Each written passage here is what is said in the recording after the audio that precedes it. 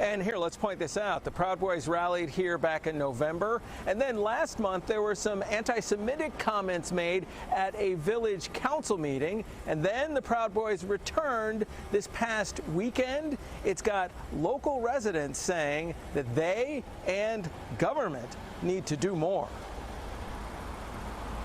This is part of the confrontation between a 20-year resident of Rockville Center, Long Island, and members of the Proud Boys, an organization identified as a hate group by a variety of civil rights organizations and listed as a terrorist entity by the government of Canada.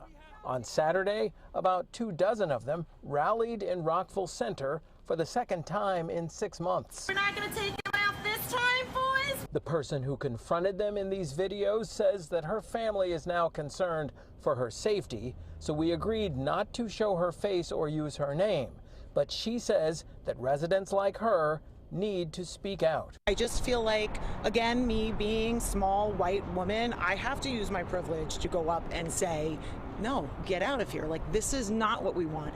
And if you're so proud, Proud Boys, take off your mask. You got something to say about anti-racism? You're the racist. The Proud Boys flyers say that, among other things, they're anti-racist.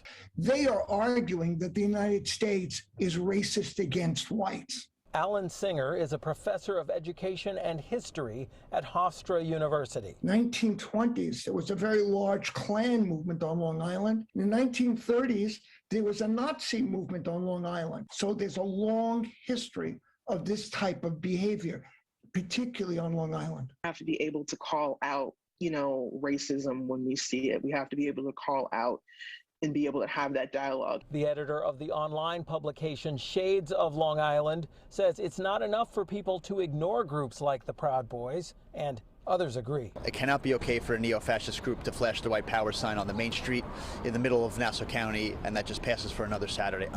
State Senator Todd Kaminsky is one of many local elected officials who are publicly saying no to the Proud Boys being in Rockville Center. The local assembly member agrees. Ask them for permits, get their names, and make it harder for them because they like to be in the darkness.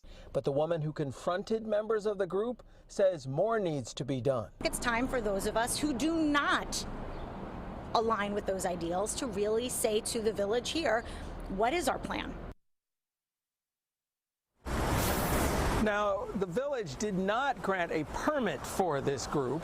We did reach out numerous times for the mayor of Rockville Center, and at this point have gotten no response. Also not responding to our inquiries, the Proud Boys. Reporting live from Rockville Center, I'm James Ford, Pix 11 News.